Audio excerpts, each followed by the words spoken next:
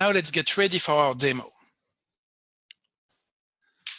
This is our demo platform with Turbo CG NAT standing in the ISP's core network between the customers and internet. The customers are varied, including homes, enterprises, and universities.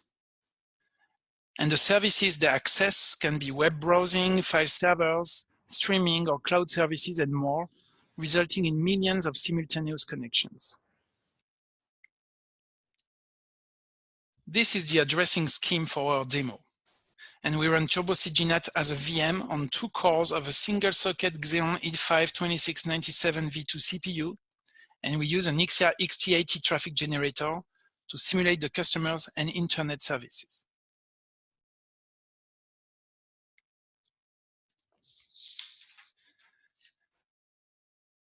Let's start by reviewing the CG NAT configuration using the CLI.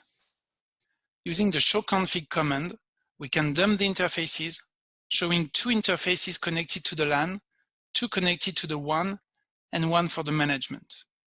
By using 2 pairs of 10 gig interfaces, we will be able to demonstrate 20 gigabit per second of traffic. Now, let's check the routing configuration. In this case, it is very simple, with static routes used towards the private and public networks. Black hole routes are responsible for dropping the incoming public traffic that doesn't match an existing connection. Next comes the CG NAT configuration itself. In our case, we have 2 pools of public IP addresses configured with their block size and port range. Rules are responsible for matching the LAN networks according to the source IP address and NATing them through the corresponding WAN interface using the right pool. Rules also include per-user configuration information, such as maximum number of blocks and endpoint filtering scheme. Finally, global options for the management of connections are configured. In our case, the timeout of connections is tuned for the purpose of benchmarking. We can see as well that logging is enabled. We can check the configuration in XML format. This is what a netconf client would send to the vRouter to configure it in a programmatic way. We see the routes, the rules and tools, CG NAT global options, etc.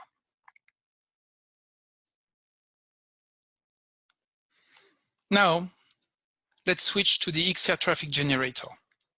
This is the configuration screen for the IXload software, where we see the HTTP clients on the left connected to the LAN interfaces of the vRouter, and the corresponding servers on the right connected to the WAN interfaces. These simulate the customers on the LAN side and the internet services on the WAN side.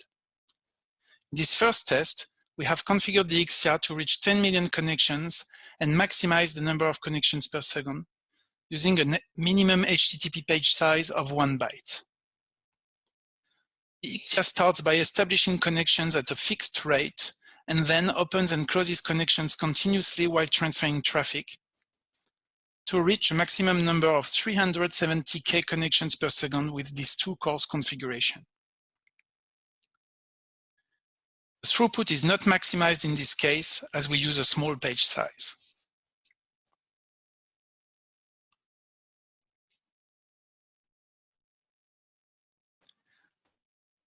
Let's now have a look at the KPIs in the CLI. These key performance indicators include product information, such as license and version, system information, such as CPU or memory usage, networking statistics, including CG NAT, and others.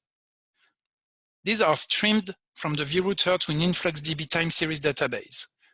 They will be displayed in the Grafana Analytics dashboard for a better analysis of the dynamics of the system.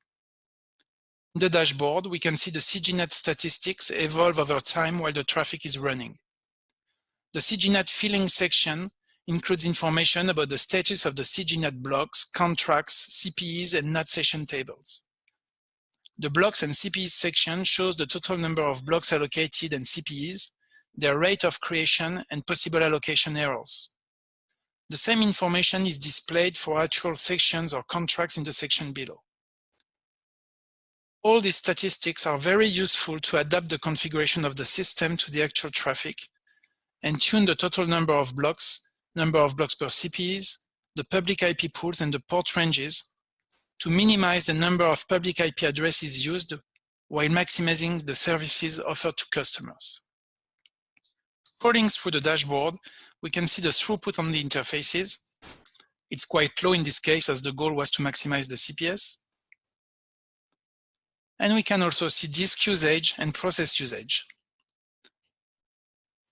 And up in the dashboard, we see the total RAM and CPU usage. Back to the CG NAT counters, we see our max CPS number of 370K.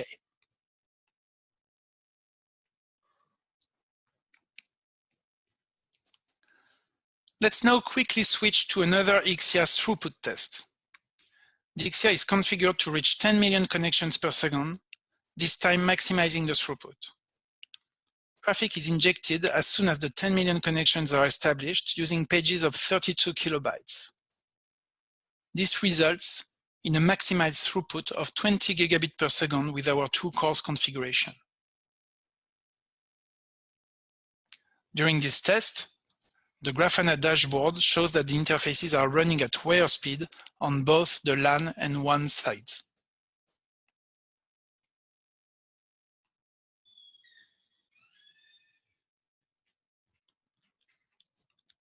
Let's now check the CG NAT logs.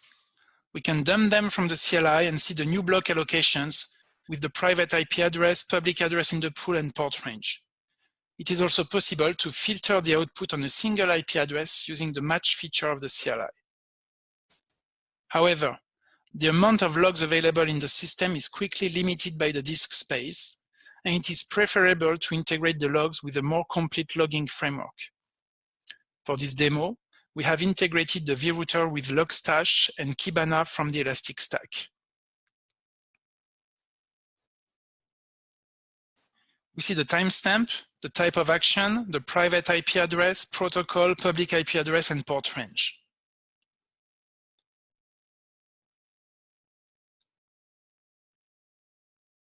Using a Kibana filter, we can see, for example, all block creations.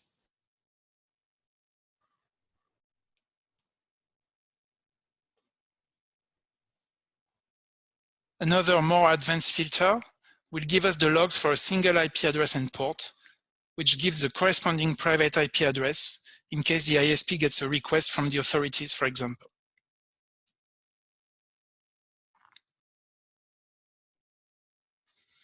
To conclude this demo, let's have a look at advanced CG NAT show commands in the CLI. These commands help fine-tune the CG NAT configuration. The first one provides high-level counters, including packets passed and blocked, hairpinning, NAT and CG NAT entries with port block allocations and invalid cases. Another one gives the status of the CG NAT tables. A command is available to show statistics per rule with block allocation per protocol, port, block, and public IP allocation errors. Another one shows contracts per user, including private source IP and port, protocol, public IP and destination port, and contract state. And the last three provide detailed port and block allocation statistics per rule and block allocation statistics per pool.